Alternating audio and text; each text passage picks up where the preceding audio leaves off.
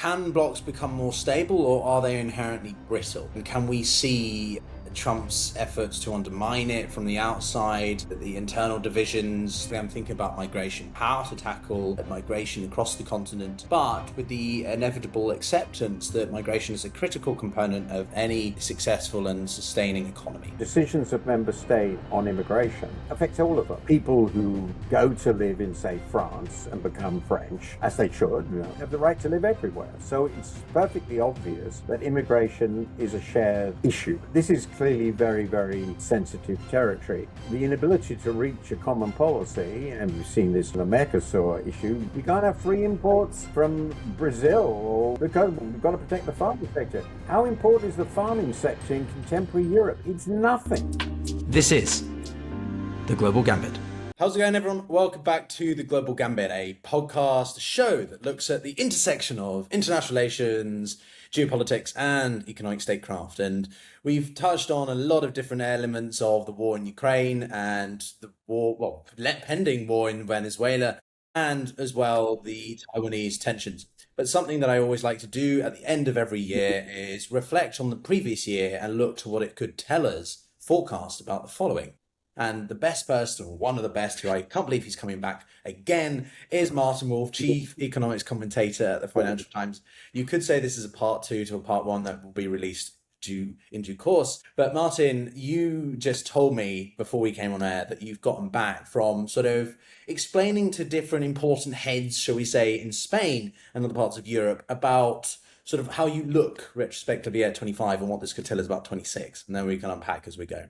Okay, so first, a little bit of background. I started off by saying a little bit about the things that are going on in the world economy, which we don't think about much, which are just fundamental background features of our world, and they're constantly reappearing in different dimensions. I'll just mention very briefly what they are, because I think it's very important not to think about the world economy or indeed world politics in terms of yearly bites, because that's not quite how things work. So if I think about this, first, demographic processes. We are undergoing a really profound set of demographic transitions, with most of the world now, roughly half anyway, in a shrinking population threat. The labor force is stagnant or declining, and really all the population growth is occurring in two regions, Africa and South Asia, and that shapes a lot of our world. The second underlying thing we've got to remember is technology, and there are two areas here, and we tend to be focusing very much on the AI side, and that's very important, and I accept that its significance, though it's debatable.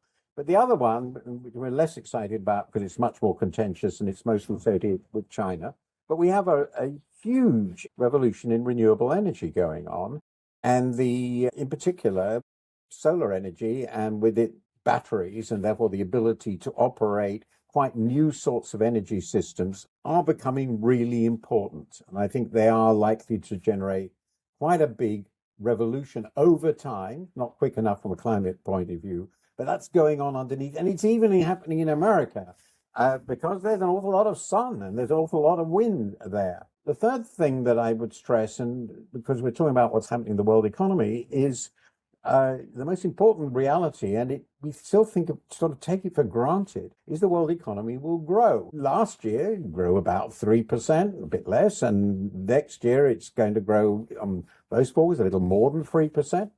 Well, 3% a year over 10 years, that's well over 30%.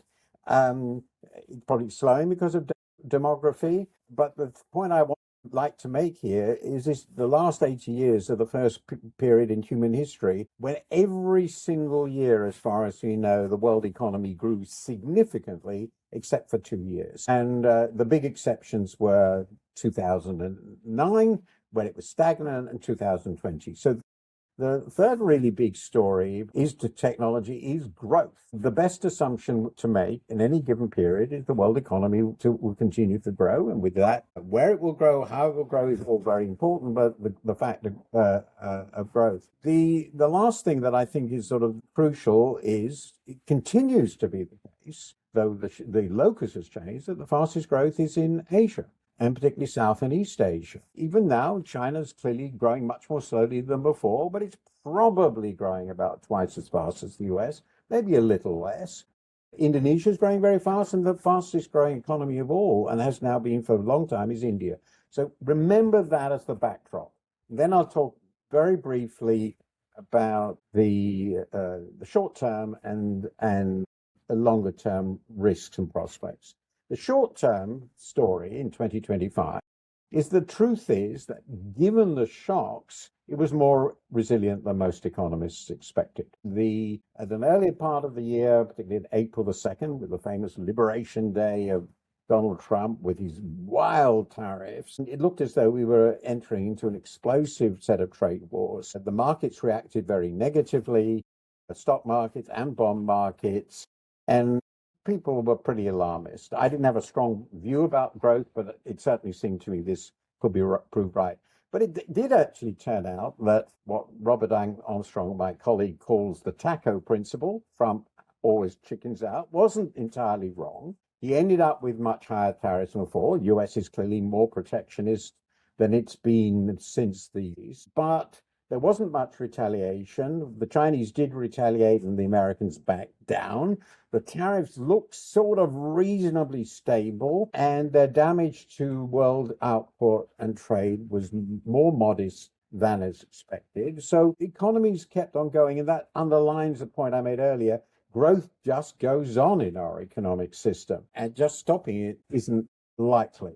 Now, the question is the next year, I think, and the next years ahead. I think it's a plausible assumption, unless something very dramatic happens, and we'll discuss that at the end, is that the basic engines of growth, namely the ability of developing countries to continue to catch up on the prosperity levels of the developed world. Take India, for example. India, country of 1.4, probably 1.8 billion people towards the middle of the century.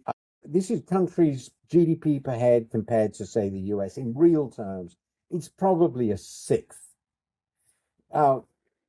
Something like that. China is about a third, and these are rough guesses. You don't know precisely. Perhaps a little less for India, a little more for China. Anyway, the point is, India has vast catch-up potential. The Indian people are able. There are lots of people who know what they're doing. Business creation is phenomenal. They're very entrepreneurial. It's a good bet that India will continue. Something goes wrong, India will continue to grow very rapidly because of catch-up growth. And China, too, has a lot of growth potential for catch-up reasons. Because though it has some very advanced sectors, and we discussed one of them in energy, in lots of areas it's still very backwards. Service sector is very undeveloped and so forth. So I tend to think India will go on growing at 7 to 8%, maybe somewhere between 6 and 8% for years to come. China can certainly sustain 3 or 4 if it does some sensible reforms. Indonesia can grow fast. So the economy as a whole will grow quite fast for those reasons, and Asia will continue to rise. As a result, the West will continue to decline. In that respect, I'm reasonably optimistic. Now, the climate will get worse, absolutely clear. We've passed the 1.5 degrees centigrade so-called this target we were going for in the Paris Agreement 10 years ago. That will, despite the energy revolution, we will continue to accumulate more and more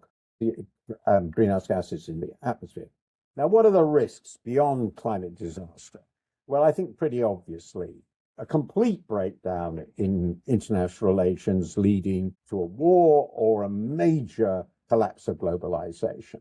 I think the main powers, above all, America and China, are pretty clearly, though nothing is certain, determined to avoid that. I don't think the Chinese want world war. What have they got to gain from it? And the only thing I like about Donald Trump is he really doesn't like major wars. So, but that's clearly a risk. Major international relations disaster. The other two risks which are discussed are financial crisis and fiscal crises interacting. I won't go into that in detail, just summarize my conclusion. There is a possibility of major financial disruptions. We can see an AI bubble burst. We can see bad debt accumulating in the system. But here's the famous guess. My guess is we're less fragile now than we were in 2007, 2008, more like 2000. I think that if there were a big collapse of AI, of prices of tech companies, because the AI bubble is beginning to seem like a bubble. Yes, that will lower growth, but it wouldn't be a disaster. And I don't see the sort of leverage problems that we had associated with housing and real estate in 2007-8. So I suspect my proposition will be a financial disaster is not imminent, but that's where quite a bit of fragility is focused.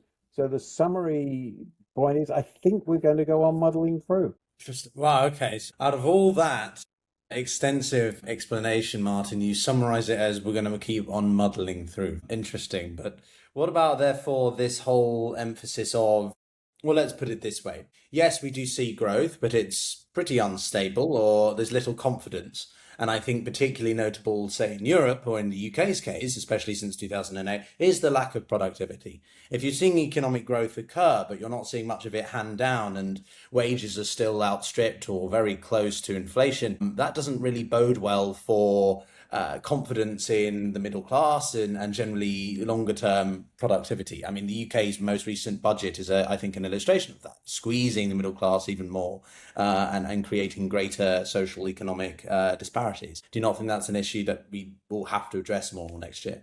Well, there are certainly political fragilities. Let's just focus on the UK and Europe because that's important. Clearly, this is the stagnant economy. I mean, Europe more broadly. It's not stagnant, but it's growing relatively slowly. It's also clear that the US economy in a whole is not stagnant, but the living standards of many Americans are stagnant. And so when we talked about productivity growth, the biggest potential, as I emphasized, was in relatively poor countries. The catch-up dynamic, that is to say, the ability to absorb the productivity, the technological and organizational advances made in the richest countries and use them, implant them in and use them in relatively poor countries for a very long time. I won't go how far back. You could argue the middle of the 19th century when the catch-up countries were Germany and America and Britain was the leader. That dynamic has been very, very powerful and it will remain so. So the fastest growth will be in countries which are relatively well organized, have favorable institutions and huge catch-up potential. Europe doesn't have any of that. The second driver of growth is productivity growth at the frontier of the economy. New technologies being developed at the frontier. Europe is no longer a leader in generating new technologies at scale. Neither in the energy revolution I talked about, nor in the digital tech revolution is Europe a leader. That is absolutely clear. So its growth is fundamentally and structurally relatively weak. On average, it depends on the economy, so particularly talking about Western Europe, we're talking about 1 to 1.5% or so. Labor force growth is very weak without immigration, even negative, because there haven't been any babies for quite a long time, and we don't want immigrants. So that means Europe's growth without these advances at the frontier are weak. And of course, in societies which are aging, which have generous welfare states for good reasons, and that tends to mean that with slow growth, slow revenue growth, there's constant political pressure. On the one hand, people don't want to pay more taxes. And on the other hand, well, spending is going to rise because just to keep things as they are with this changing age structure of the population, the health demands and all pensions and so forth, taxes have to rise. The politics of that are horrendous. In addition, of course, modern technology and modern societies tend to generate significant inequality, which probably the most important element from this point of view is the working through of the impact of deindustrialization, which led to a hollowing out of the working class and a pretty general failure to find good jobs for working class people who haven't been to university, particularly younger ones and particularly younger men. That's, I think, a very important part of the social problem associated with this. Now, in America, they have basically many of the same problems. Their welfare state is less generous, but they are even less willing to pay taxes, or so it has been for a very long time. They have a huge structural fiscal deficit because they have the dollar, so they think they can spend very freely. So they're running fiscal deficits of 6% or so. And that's with what are still relatively low bond yields. If they go up, the fiscal problem will get much bigger. It's a permanent problem, of course, in most of Europe too, not in Germany, but elsewhere. So that's part of the political constraint. And so far, this is showing itself in a fight between the MAGA group, which focus on trade policy as the solution and culture wars as the political diversion, and the sort of a focus on affordability on the left, but it's not at all clear to me actually what concrete proposals they're going to advance. But what they both agree with is we really don't like what's going on. And of course, part of the reason where I agree completely with you for this dissatisfaction, I won't go into all the details, is that so much income is accruing to a relatively small group of people at the top of society who are invested in tech, directly or indirectly, and or in the financialization of everything, in the enormous expansion and enormous wealth associated with the expansion of the financial sector over decades. And they are now becoming increasingly interlocked. The crypto boom is an important element of that. Everybody wants to get in on that. But again, the wealth tends to be concentrated in a relatively small group of people. And this has generated what I think is one of the most peculiar political coalitions in world history, the MAGA coalition, which consists of the tech bros, as it were, the technology industry and the financial sector, the crypto bros, as it were, on the one hand, and the desperately disappointed middle and lower middle classes whose areas have been exploded by deindustrialization and other such changes. And the one thing they share, these people, is they're very, very upset with anybody who tries to stop them from doing what they want. And they're very upset with what's going on. And it's therefore a movement of unhappiness. And I don't see anything in the economy in either case which will solve the European problem as I've defined it or the American problem. It seems to me that even if we get the sort of growth I imagine, maybe somewhere between 2.5% in America, unless AI really revolutionized productivity, possible, but I haven't seen it yet, or maybe 1.5% in Europe, none of this will be enough to transform the generally unhappy mood, it appears, of political life in both continents. Yeah, I wanted to raise a bit more on that because generally speaking, we seem to have a very big, set aside the divergences over NATO, Ukraine, or ideological aspect, but also just purely on a political interpretation. What I mean by that is that the MAGA core seem to look at Europe as just socialist or communist because they have more progressive policies. Obviously, Europe is not like that. They are not as capitalistic as America. But do you think that there is generally markets underpricing political risk between the transatlantic relationship, especially going into next year? There's a lot of emphasis on Russia, America, or China, America, but should we not be looking more at political risks of Europe and America going forward? Yes, I think that's a very, very interesting set of questions, which I actually covered in my most recent column. It does seem to me that one of the wild cards in the world, when we're talking about fragmentation, the future of fragmentation of the world system, which is really an underpinning idea, that in some way the latest American national security strategy suggests that if you look at America's material interests, China is still a bit of a foe, but they're pretty relaxed about China. And that's consistent with the policies of the Trump administration, which in the end are pretty relaxed about China. Yes, tariffs are high, but in the trade war, China did pretty well against America. And the settlement from the Chinese point of view is not problematic. And Trump seems to be, in this administration, much less hawkish about China. And to me, the really interesting indication of that was the agreement to sell NVIDIA chips to China, which would seem to promote its AI aims. And yet, not so long ago, certainly in the Biden administration, we understood that America's great aim was to stop China's leadership of AI. So there's something really puzzling going on. And the question I have is, does this administration now view China really as the great strategic competitor, which we thought the Americans had sort of agreed on? That's actually one side, as it were, towards better international relations. It looks as though they've calmed down. On the other hand, if you look at the ideological side, the one part of the world that this document indicates is really ideologically hated is Europe, because it is seen as betraying its civilization through accepting immigrants, particularly immigrants from Muslim countries. It's seen as suppressing free speech and so forth by controlling the sorts of hate speech, as we would see it, of parties on the far right who are the natural allies of Trump's MAGA Republicans.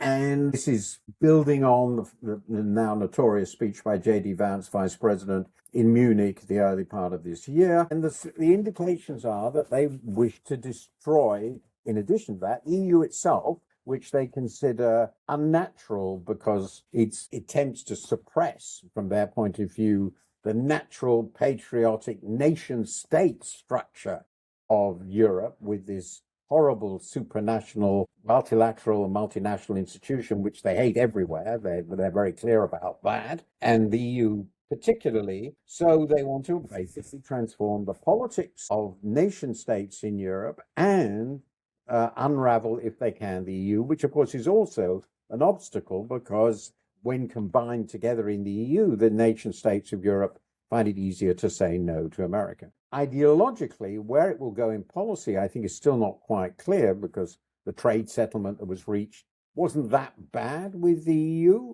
Tariffs were agreed 15, if I remember correctly, reasonable, given what they've done with some other places. But it does look as though at least part of this administration, the part that wrote the strategy, and I think it's consistent with what comes from Trump himself, wants to tear Europe apart and wants to turn its member states' policies, its states' policies, into MAGA clones. And so they're going to support the AfD in Germany pretty clearly, the Rassemblement National in France, the right, Vox, and the centre-right in Spain, and so forth. And of course, their hope is the continent will be ruled by a whole host of Viktor Orbáns, and these people will be pro-Putin and pro-Trump, anti-liberal, and they will see democracy the way MAGA sees democracy, which I don't regard as democratic at all, and certainly not consistent with my view, or most people's view,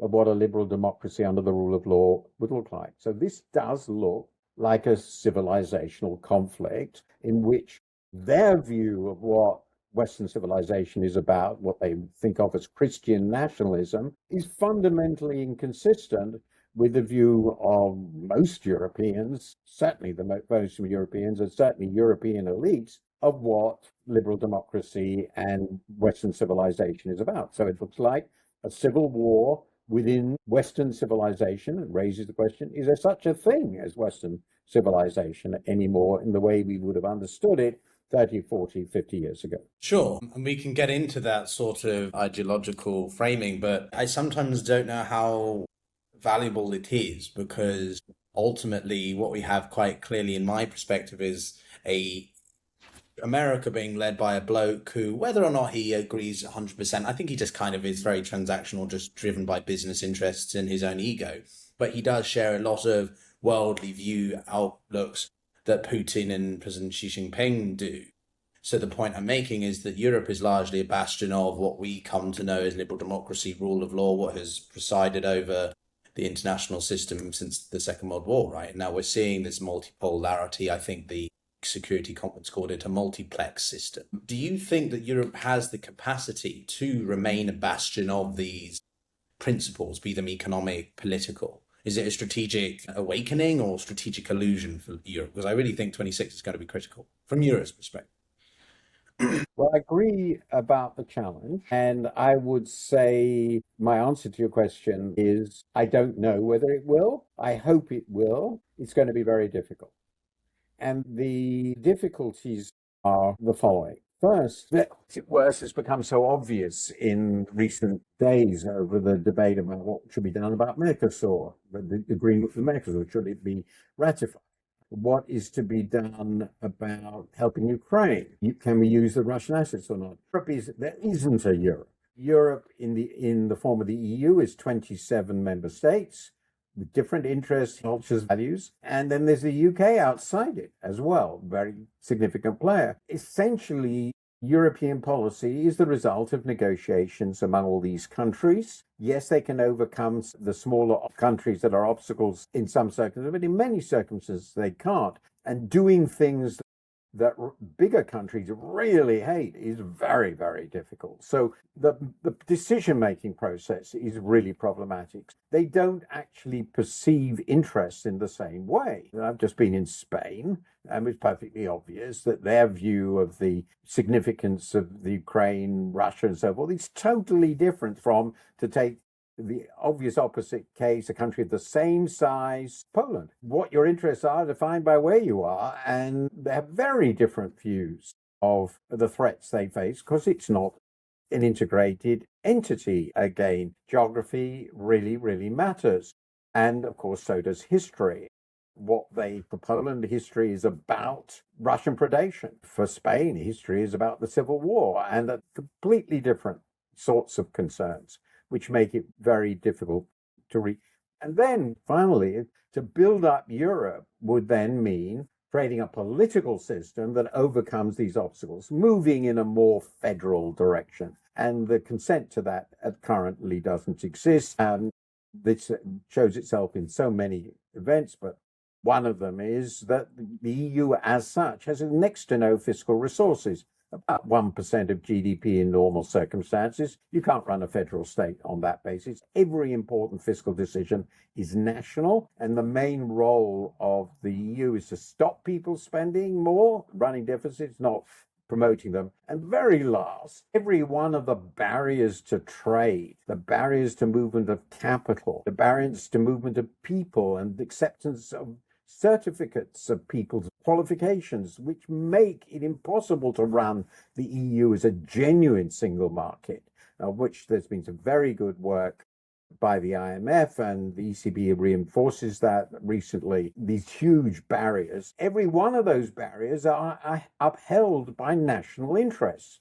sometimes national political interests, sometimes national sub-political interests, trade unions or corporations. So overcoming that to get rid of the obvious problems with running the Europe as a single market has proved impossible. And the result of this is, as we discussed earlier, that if you look at the major areas of technological revolution of our time, there are many other examples, a couple here. Europe can't act because it can't act as a collective, and the member states aren't big enough. They don't have the resources to match the US or China in these sectors. And the same problem arises in deciding how to deal strategically with Russia, because they don't share interests and views. They don't share resources. It ultimately depends on member states, while the EU as a whole has vastly greater human and material resources than Russia. It doesn't matter if it can't be mobilized. So the EU's stuck because it is inevitably, because of its history, a best half-formed entity, and it's finding it very, very, very difficult to go beyond that. Remember, the last big act of European integration was the Maastricht Treaty, which was agreed in 1991, and that's 34 years ago.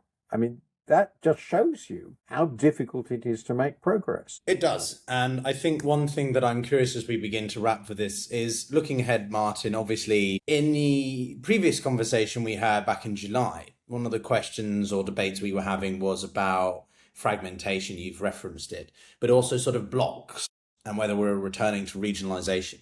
And one of these things, obviously, the EU is the epitome of blocks. But I'm curious how you see that working. Can blocks become more stable, or are they inherently brittle? And can we see Trump's efforts to undermine it from the outside, the internal divisions that I'm getting specifically? I'm thinking about migration, because right now we have a debate going on in the EU about how to tackle migration across the continent, but with the inevitable acceptance that migration is a critical component of any successful and sustaining economy. So sort of a two-pronged question there, but about fragmentation of blocks, but also specifically how migration helps. Well, I think I'll start with the latter. It does seem to me the obvious point. The EU is committed to free movement, and that is one of the great achievements of the EU, the commitment to free movement internally. But that means that decisions of member state on immigration, which will lead in the long run to permanent settlement and citizenship, affects all of them. Because it means that the people who go to live in, say, France and become French, as they should, I don't believe that people should be allowed to live somewhere forever without the benefits of citizenship, have the right to live everywhere. So it's perfectly obvious that immigration is a shared issue. It is also clear that the member states of the EU have very different views, so they're all getting more suspicious of immigration abroad from outside the EU. Very different views, and reaching a common view is incredibly difficult, though most of them share, to some extent, the need for immigrants, particularly skilled ones. That's a separate issue. This is clearly very, very, very, very sensitive territory. And of course, the inability to reach a common policy, and we've seen this just now, I think fascinating, the Mercosur issue, the old bugbear, farm policy, goes back to the beginning of the EU. We can't have free imports from Brazil or wherever it might be they're concerned about. It was Brazil in part, because we've got to protect the farming sector. How important is the farming sector in contemporary Europe? It's nothing. I mean, there are virtually no farmers. Yes, there are a few, but even in Italy, where back in the 90s, if I remember correctly, this could be wrong, about a third of the labor force was farming. It's almost nothing. But nonetheless, they still can't get over this very protectionist view. And the protectionism is national because the politics are national. Giorgia Meloni will get elected because of Italian votes, not French votes or Dutch votes, or whoever it might be. That's why it's so easy for regulators, whoever they may be, to take the protectionist route. It's the natural one. What triggered Maastricht, apart from the fact that everybody wanted to share German sovereignty in money, they wanted to get rid of the control of the D-mark, was German unification, which was such a big shock that it forced people to say, well, this new Germany we've got, new, more powerful Germany, we've got to share the monetary sovereignty. And the Germans said, if you all accept German unification, we're prepared to share monetary sovereignty. Now, my hope is that, and this is, I want to leave with optimism, that, and coming to the big question, I don't know where they're going to go, but they have two very obvious shocks now. Well, maybe three. Russia is a direct military threat, and certainly as far as the Eastern Europeans are concerned, the Poles, notably the Baltics, it's a direct and frightening threat. They may be wrong, but that's what they believe, and I think the Nordics have a similar view. So there's a Russia. Behind Russia, of course, is China. China is a very important ally of Russia, but it's also very clearly a threat to European industry and as such to European prosperity. At the same time, it's a hugely important power. And they can't deal with China as individual nations. They know they have to deal with it together. They have to have a common position. And then there's America, which wherever it will end up, I don't know where America will end up. At the moment, looks pretty hostile, and internally and externally. So here is Europe, fragile, divided, weak, enfeebled, and threatened by three powers, which are in different ways superpowers, or at least major military powers. So if they don't rise to this occasion, they are, I think, doomed. They're going to be. So I was asked in a meeting I attended yesterday in Spain, what's the future of Europe in this world? I said, well, if they're not very careful, they're going to be lunch. And what they have to decide is not to be lunch. And the next year or two will show whether they can decide that. I'm not optimistic, but it seems to me that the necessity of the situation, if Europe is to preserve what it has achieved, peace and prosperity over this since the Second World War, genuine cooperation, which has been achieved, if they're going to preserve that, they have to strengthen their institutions and their economy. Everybody knows what has to be done, but the politics have to transcend their own divisions and weakness. And the next year or two might begin to tell us whether this is happening. Lots of mic issues. Yes, I agree, Martin. I'm buoyed by the Europeans, as we said in our part one of this conversation about their efforts to stand, but also not convinced by the fact that they've now just given Ukraine a 90 billion loan when Europe has plenty of its own issues to take care of, and there's a lot I of debate agree completely. where this money goes. We have to think about the European project as much as Ukraine. I know that pains some people to hear that, but there are other issues that Europe has to handle, and Ukraine is but one part of that. As you say, the three bigger powers or three aligning great powers, whatever, are going to be squeezing Europe from multiple directions, and I fear about that. But still, very last point I put to you is, what would you encourage people who read your columns, engage with your conversations with Paul Krugman or anything in between, including on here, what would you encourage them to focus on as we enter 26? Well, my advice always is to go away and read a good book, and I put a list of books that should be looked at. There's a lot of in my latest end of year reflections on books. I won't mention one in particular, but I do think it's a good idea to step back and do that. My big advice is, I don't know where this world is going to end up.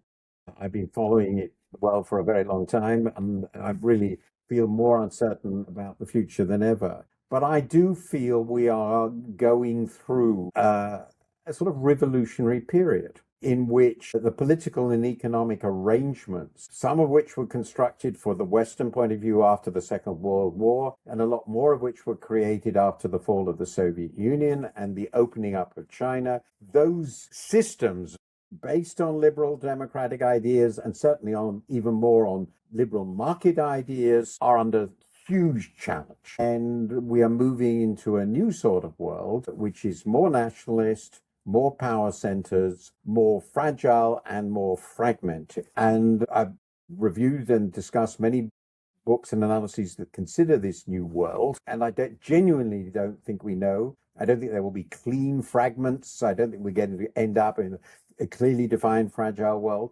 But people in business, people in politics, academic life, or looking at the world, have to get away from thinking that what used to be true continues to be true. They have to start asking themselves, well, what might not be true? And what will happen if what we fear might not be true? Because most of the things that have been going on weren't things we quite like, people like me have liked.